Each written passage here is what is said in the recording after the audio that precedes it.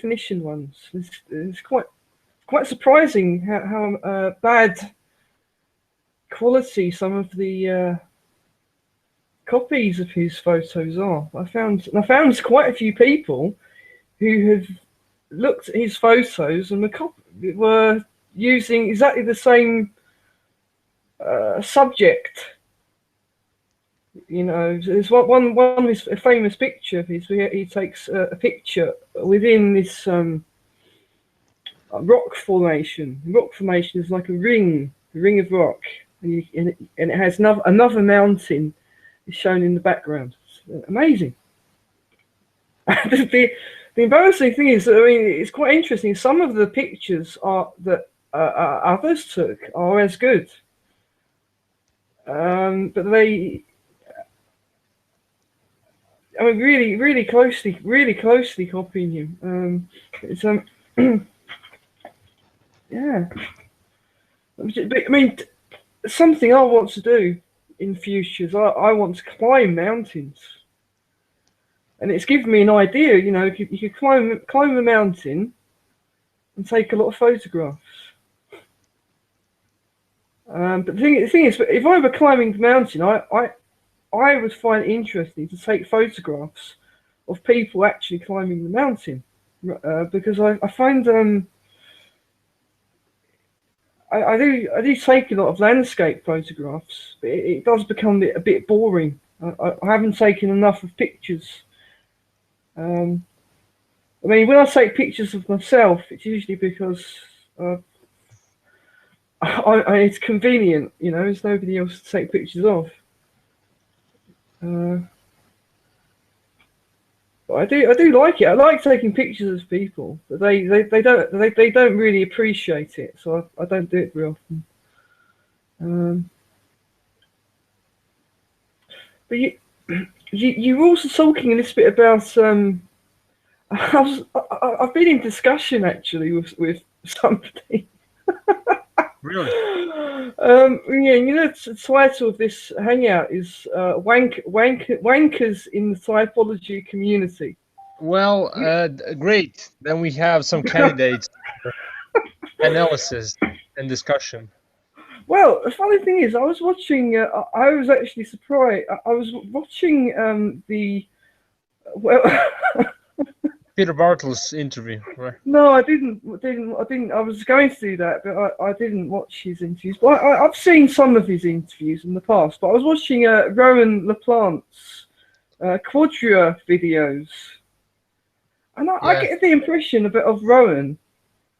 I just get the impression I just like him. I like Rowan. I find him very funny. He seems sort of sweet in a way. Like, you know, I don't mean sweet. I don't mean sweet like, yeah. I don't want to be insulting, but that does sound kind of gay. No, I mean like a character. He's like this character. Yeah. What do you think about Peter? Do you have an impression he's an LIE? Actually, it suddenly comes to me. I've watched his videos before, and it took me about 20 or 30 minutes, and I said LIE. Yeah. I mean, I can relate to it, but just like I said, he reminds me of some people from my dark past that didn't behave normally like him. So it's hard for me to see that if those people are the same type as me, you know. If you understand what I'm saying. Yes. So I'm thinking if, you know, those people are so similar like him, you know, in physical appearance and in way of conversation, then maybe they're LIEs as well, you know. Or maybe some anagram. Could be the anagram thing as well. Well, maybe we should look at the Enneagram first. I think maybe that tells you a lot more. I mean, is it is Peter Barkle? Is he a wanker or is he not a wanker? That's the most important thing. I would say he's not a wanker. He's not a wanker. No, I didn't think he was a wanker. I think that there's. I remember So I Mr. J, heard Mr. J is a wanker. Mr. A, yeah. Well, Peter Barkle was giving a talk in London, and Mr. J kept on interrupting him, was arguing with him, saying he was wrong. Yeah, they're not. I don't think that. I think they're enemies. Well, they seem to be quite in agreeable relationship when they were having that interview of expat. That was then. Yeah, that was in 2014, Um, 2 years ago. yeah, but you know, this is quite interesting. Is I have recorded hangouts, like secretly recorded hangouts with Mr. J, where he talks about Olga Tangerman saying she's really shit at socionics and that she should go back to school. And I told Olga that, and she said she really wanted to hear that audio, and I've got it. He had no idea that I was recording it, and I will not. I know I will actually have it. So even if my computer gets hacked, right? There's no way they can erase this stuff because I save stuff in about 8 different places, and I even have people I know who save it. They save it on there's this thing called Spider Oak, which is kind of like it's kind of like what is this other thing? The save space thing. No, what is there's there are more popular things, but it's kind of like Dropbox. It isn't Dropbox. It's another service. So I started doing this years ago. We had this hangout with this guy. He's part of NF Geek, so he was part of it. He's a priest. Well, to cut a long story short, this guy was in a hangout, and other people were in this hangout. Well, the thing in question is that he actually was half naked. This priest was half naked in this hangout that had underage people in it. A priest. And he denies it, and he says, "Oh, I'm sorry about it." And I said, "You should not." Okay, Slaven, should a priest be in a hangout with his male breasts showing, just in his underpants? Should he do that? Is that correct? Yes, if he's a Celtic priest of naked boobs. Well, yeah, okay, yeah. That was a joke. Anyways, He is for Christian priest, I wouldn't say so. No matter which church he belongs. Well, funny thing is Ben David and I, we didn't we thought this was a bit questionable. Now he was he's it's just like some people who were in that hangout were posting things about me that were not entirely true. So I said to him, if you I'm going to show this picture to the thing called the diocese, which is like the group of bishops in the I think it's in the Church of England or the Catholic Church. They both have a diocese. I said, I'm gonna tell the diocese what you did. This is a fat INTJ priest. And he was so apologetic. I'm so sorry for insulting you. I said, I'm gonna show this to the diocese. I didn't do it. In the end. I know. I don't really want this guy to lose his job. I don't. I think. Well, I didn't show it in the end, but I said I threatened to do it. With fucking hell, he is wanker. This guy, by the way, is called Father Matthew McMurray. And by the way, his interviews are on NF Geeks. You could send me a link if you. I will. I will show you a link. So how do you step in MBTI typology? Because NF Geeks deals with that area of typology system. Well, one thing about NF Geeks, the main guy in NF Geeks is a guy called Dr. Mike. He's a fake doctor. He doesn't deserve to be a doctor. I do like Dr. Mike. Dr. Mike. He's an EIE in socionics. Well, he is. That's quite. Yeah, I agree. But he doesn't. He types himself as EII, which he isn't. He's No, he doesn't have delta values. Well, Dr. Mike. Now he previously was listed as a wanker, but I don't list him as a wanker anymore. I don't think he is. But he's very he's lecherous. He has a lot of women in his in his interviews. He has interviews with lots of women, young women, and he is just hitting on them. So he is kind of a wanker. Let's see, Father Matthew.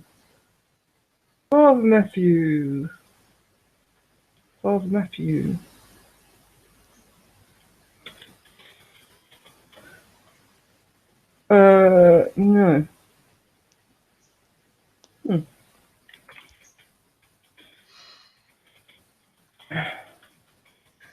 Do you know any LIs similar to Peter Baxley? Peter Baxley, I don't know who he is. The person we talked, the person that talked with Mr. J. I mean, you mean expats? Yeah.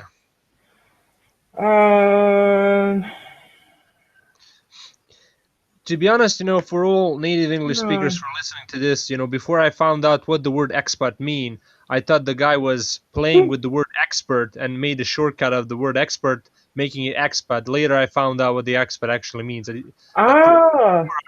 know that expat and expert are different things. I just thought he was playing around with the word expert and shorten it to nickname expat. Oh. No, it means expatriate. I would say something about NF Geeks. Just go back to NF Geeks. This was actually quite I won't say influential, but it was actually one of my early introductions that caused me to become more interested in typology. But I'm very thankful. The information on this channel, which is shit. He knows. Dr. Mike knows nothing about typology. Absolutely nothing. Whereas Dr. Mike has actually been very, very. I mean, I would say he's an idea. I would say theoretically, Dr. Mike is a wanker, but I do like him. He has created some anti-socionics memes, and for a time he was like a cult leader. So he has a lot of people. He types people professionally. He types people badly. He has this thing called he calls it the function fetishism. Do you know what function fetishism is? No. Well, function fetishism is really that focusing on functions, having all of the 8 functions, and it's what how he describes socionics as function fetishism. So he also says things like, "Oh, Jung isn't God." There's another thing he says. Another thing he will say. If things he doesn't agree with, he has sort of very sophist. He uses a lot of sophistry to get around things that he just doesn't want to talk about. He doesn't like any socionics being posted on his Facebook channel. He describes the NTs as being robots, which it tells you a little bit about how absolutely shit his theory is. There's no theory. There's no theory. So I mean, It's NF Wankers channel. That's what it is, really. Ah, here he is. Right, I found the NF Geeks thing.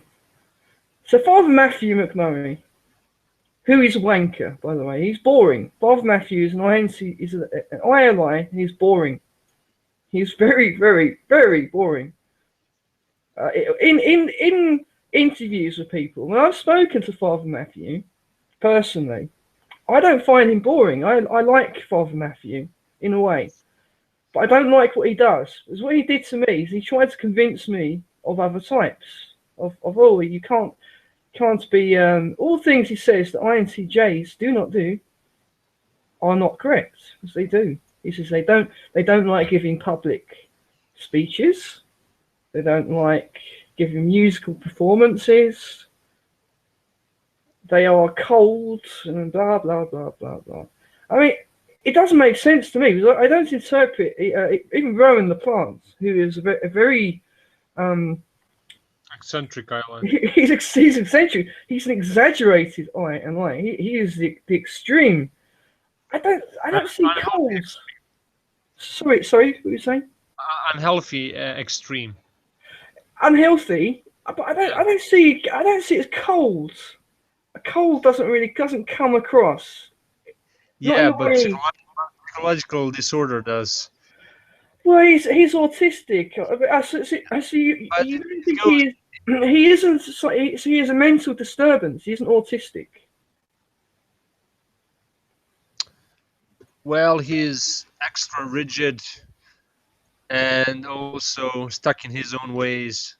So he needs Duel to loosen him up a bit.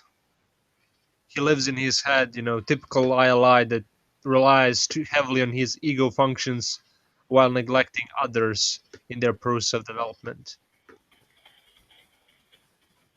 But you know what they say, when you develop your ego functions and you use them regularly, then the rest of the functions will develop. That's at least what Golenko's model says. And also Tsonga as well. The blessing guy. Okay, run that through me again. So he is. Blessing uses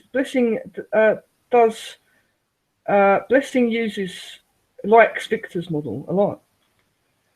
So does this person called Maria Kosinova, who you haven't spoken with yet. No. Maria, I like Maria. I do like Maria. I do like her. I find her very useful. But I'm going to say that she's a wanker because she will not join our hangouts. So she's a wanker. She joins Ben David's hangouts. Maybe she's watching this and saying, "I will never join his hangouts." I don't think she will never join my hangouts. I honestly, I don't think she minds me calling her a wanker. That's why I did it. She's a IEI. She's Enneagram 5, Enneatype 5. So she's actually beta, not delta, or she's beta. She's beta. Yeah. She's very beta. So does she? How do you think duality for ILIs work with SE, with ESFPs? How do you describe it? Well, this is very interesting. This is very interesting because somebody I met last night agreed with me. There is a duality, but there is a duality that is not perfect. But there is a perfect duality. So there has to. I think it has to be. In a way, it has to be somewhat the experiences and the personality have to fit. Because this person I spoke with. I've spoken with this person a few times before. This was very, very late at night, and she sent a few messages to me. We didn't talk because I was just, as you know, I was just.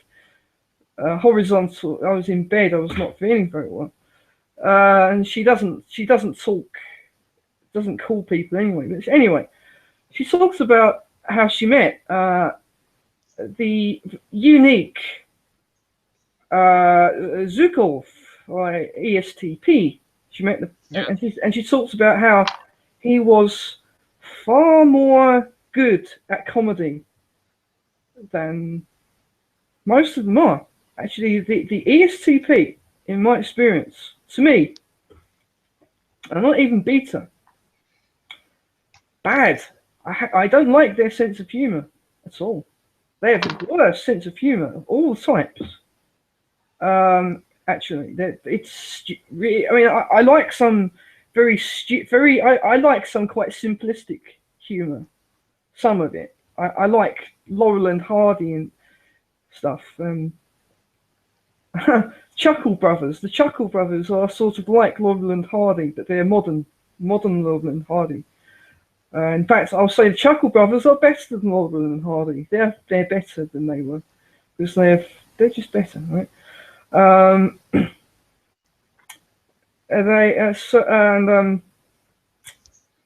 he had a very good sense of humour, like a comedian. And she said she said this is quite a nice thing to say, though. I need you to know this. I don't really trust most of what people say, and I do not trust anything that the beta NFs say ever, unless they advise me, okay, this is something interesting, this is something you should read. Then I trust them. I do not trust their estimations. They're oh, you are good at this, Slovenians. I don't trust them. Why they give this flattery? It's social. I think it's like part of it is social compliance. Now, the thing is just to keep their. It actually relates to when the beta NFs, when they were first invented almost a million years ago. They had to keep their position in the tribe because they have certain weaknesses.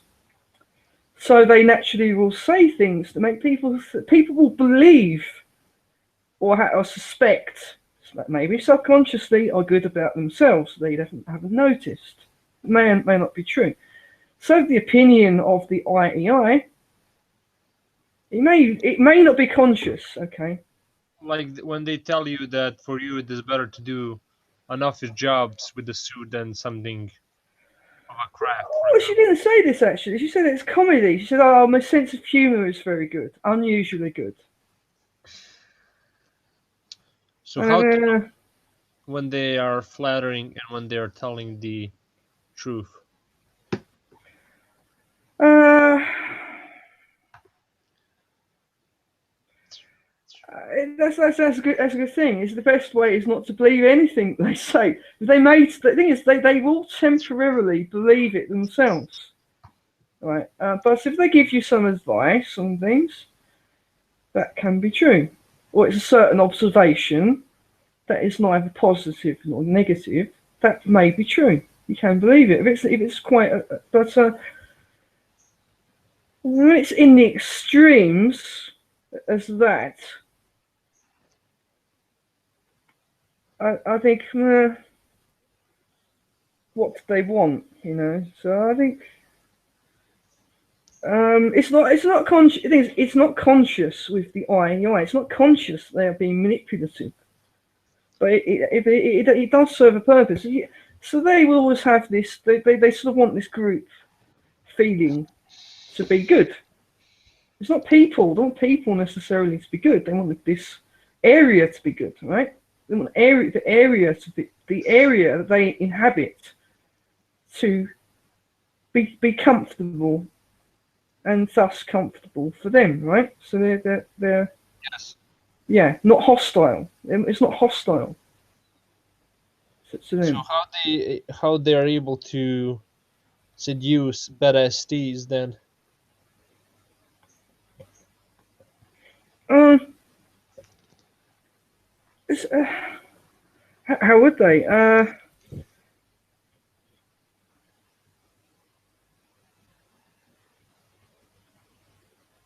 Well, they see they sort of they see the beta STs as children, and they sort of the duels. Think about the duels is they sort of help each other. They do sort of help each other. That's the thing, is they do help each other. So whatever the beta STP is feeling is wrong, they'll help. They help them with it, and in a way, they help them just by being themselves. But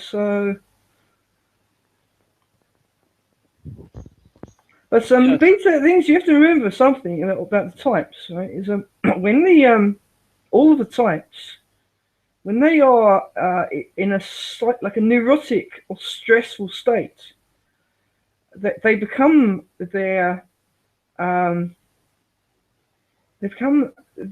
quasi dual type. So they're in a way the INFJ will be dealing with the ESTP as they would an SEE. So neurotic as they would deal with a normal SEE who's feeling a little bit upset. So the SEE who's feeling a bit upset would be just lost. The SEE was how they tend to deal with problems. It's like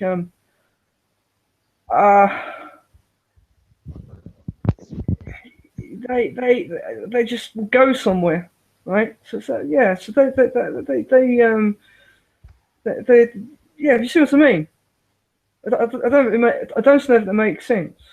So I mean, technically, according to Gulenko's theory, if I'm a bit neurotic or under stress, I'll become like the ESTP. So if there's a high risk or stressful situation, I would become like the ESTP more.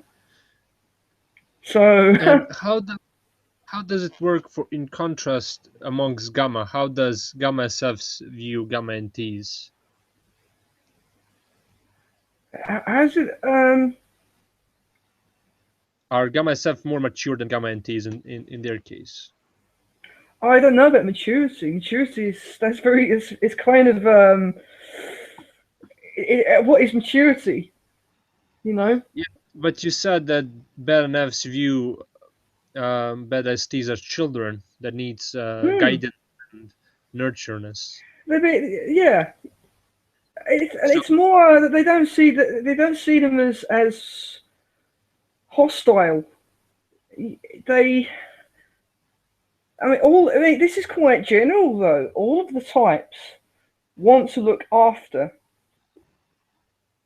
their dual type. You see what I mean? So really, it's quite general. Really, all the quadrats they will look after their dual type naturally. It does. It seems to be.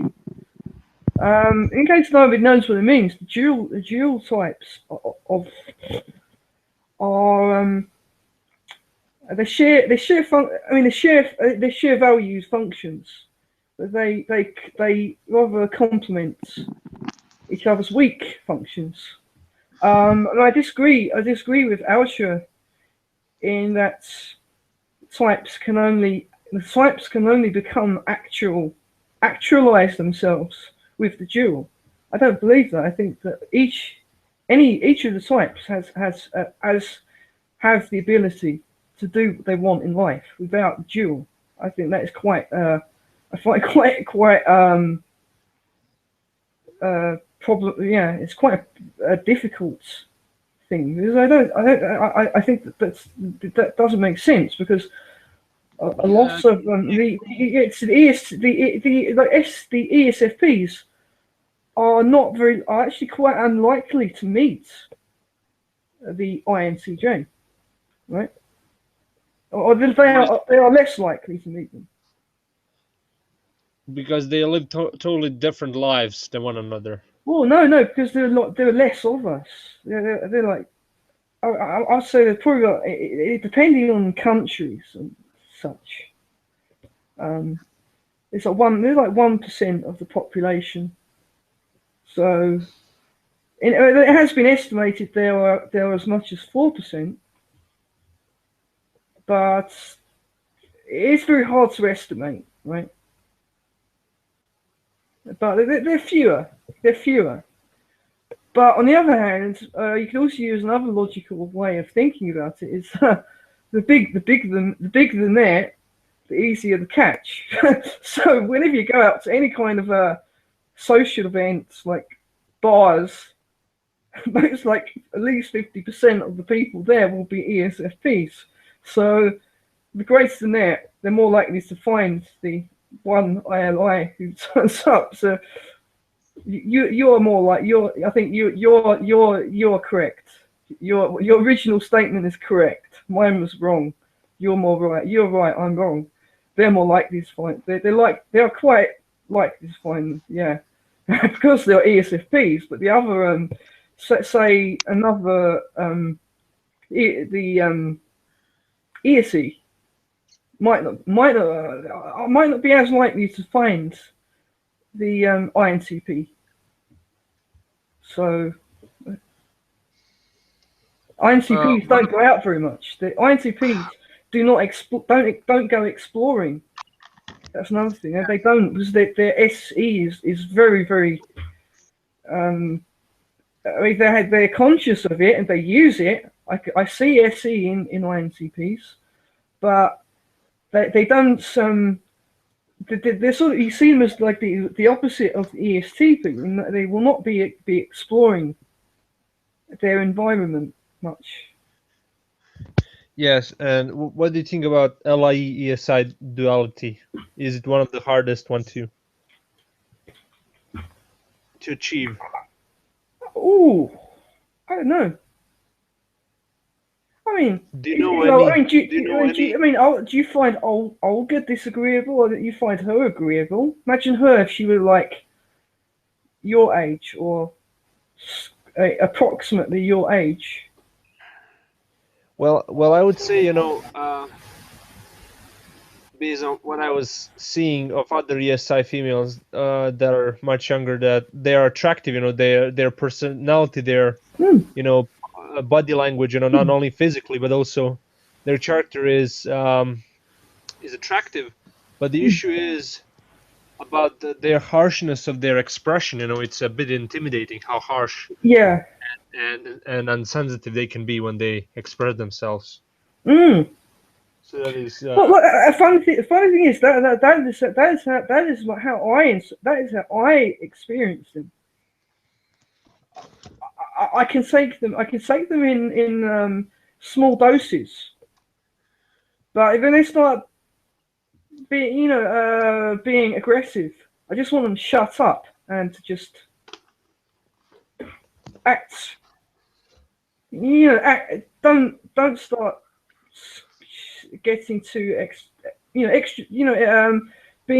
outgoingly aggressive. You see what I mean? I don't like because SE.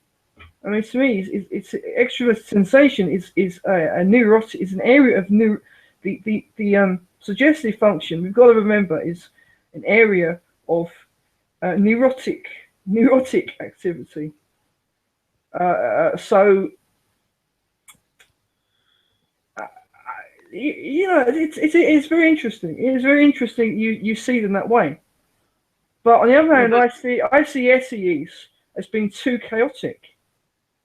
So I will actually try. I'm actually good at this. I'll just stand around and say, calm down.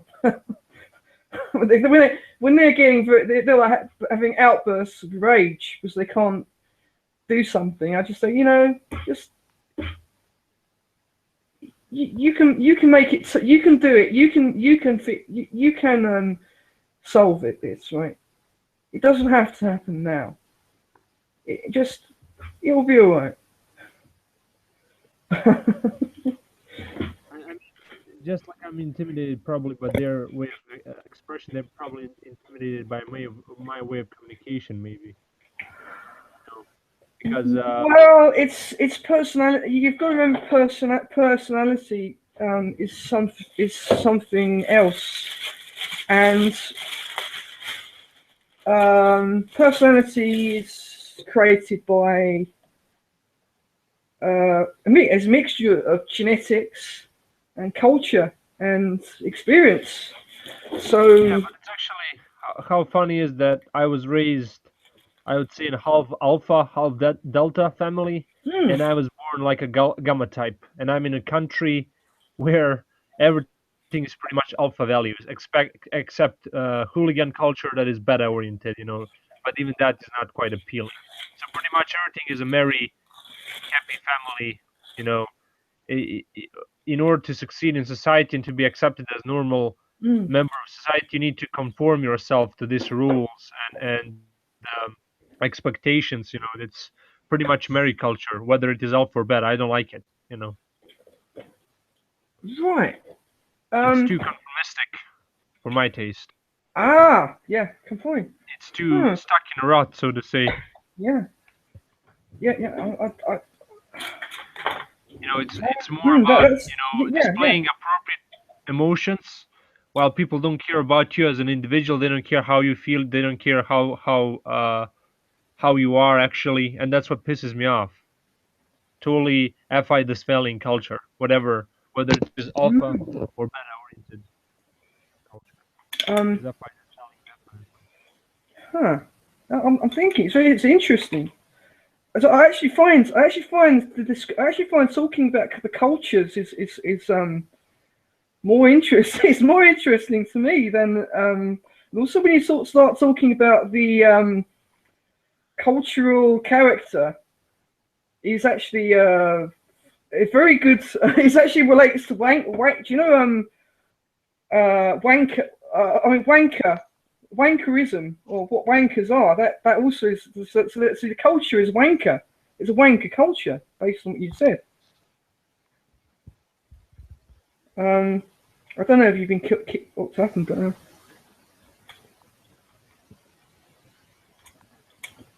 mm, oh my god.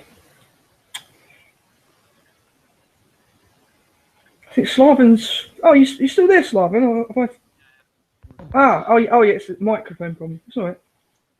So Um, what do you like about things that are tell me something. About the hooligan culture. I mean, is it? well, it's extremely irritating. First of all, that's what I'm gonna say for me personally. Mm, I don't like seeing them on the street in the first place, and now talking about them makes me a bit uncomfortable. yeah, yeah. Because it's a parody. It's a living parody. You know,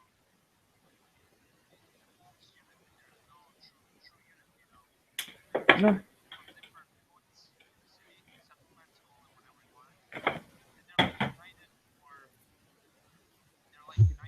for these games against other clubs. Like entire city of this hooligan unite. But when there is no games, they start fighting with each other for their hoods. Like they're living in a primitive era. Where there are tribes and clubs and caves. What the fuck are you doing? Uh, we are not living in medieval age. You are fighting. You're only fighting for your stupid pride and status among your peers. You don't fight for damn good. Those people that live. Those older people that live. They're not in a danger. Like you would protect them from terrorists or somebody. It's pointless. Mm, They treat it like crime scene. You know, this is my hood. You cannot go in. You fight for another hood. I'm gonna kick your ass. Stuff like that. Really primitive.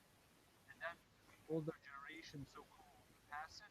They pass that phase in their development, and then the younger generations start fighting for them. It's like this dumb tribal tradition, that needs to be passed. And then when you pass a certain age, it is expected for you to suddenly radically change your behavior. Really hypocritical.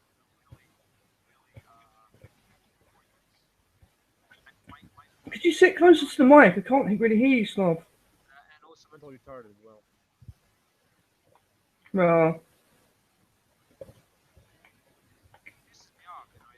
If I just had power, I would send police to kick their asses, to send them to jail for some time, or education, free education program, and just employ them in factory, or just redeem their education if they have any intellectual, if some of them have intellectual disability.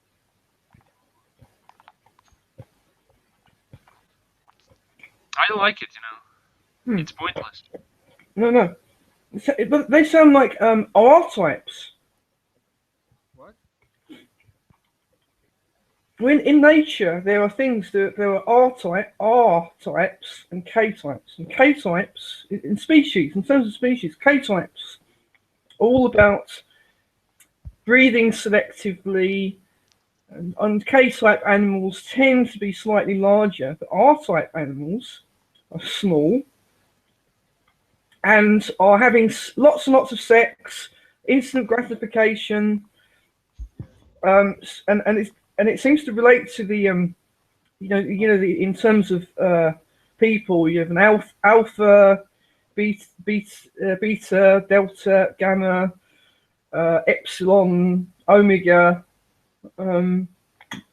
humans. So that they are. It's all about it's all about instant gratification. It's very primitive. It's like, I mean, it's atavistic, which means like if something from the past, it's an attribute from the past. They're like a throwback, an atavistic trait. Like we have, humans have certain parts of their body, like they have a tailbone, which they don't actually need. That's an atavistic trait. Now they are reverting. These people are like, in a way, are reverting to how people would have been, had to be in the Stone Age, where just not FI. No, haven't. I aware not FI valuing.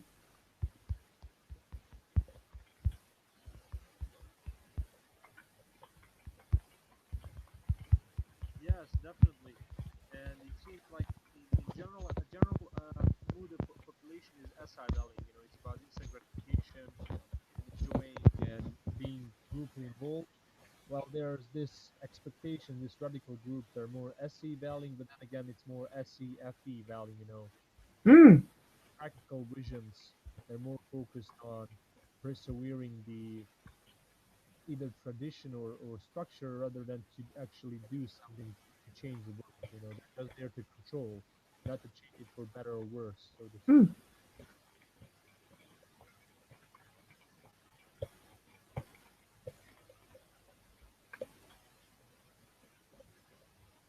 Hmm.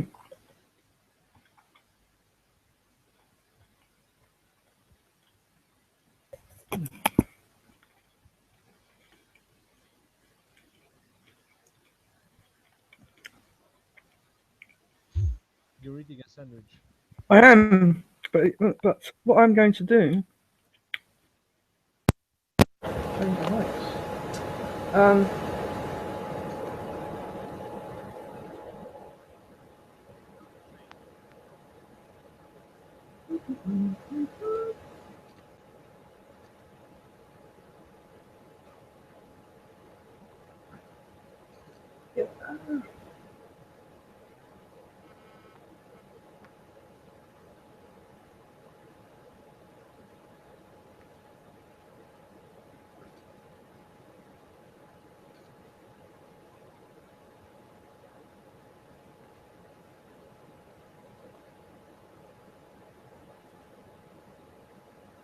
So it's the R types don't plan ahead. They they rather dislike structure. They don't like the idea of FI values, really. They don't like the idea of authority, um, traditions, and such. They really are very destructive to society.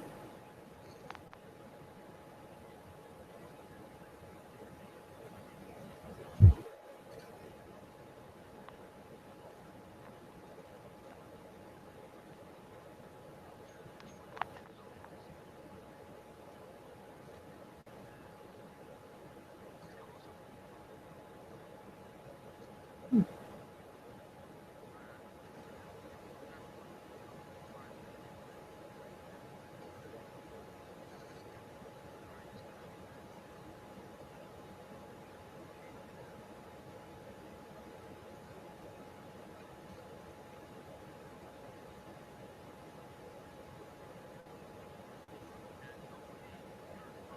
can't hear you. Can't hear you, mate.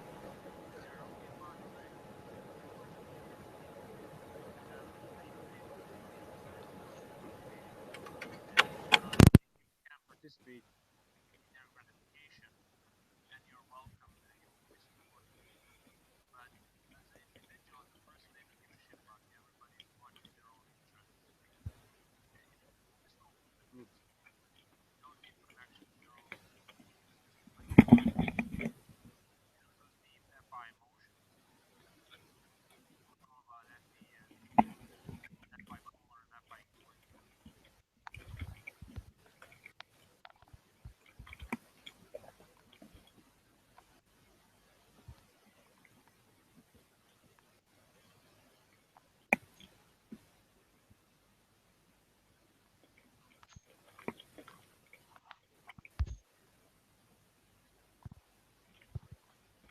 Yeah, but Star Trek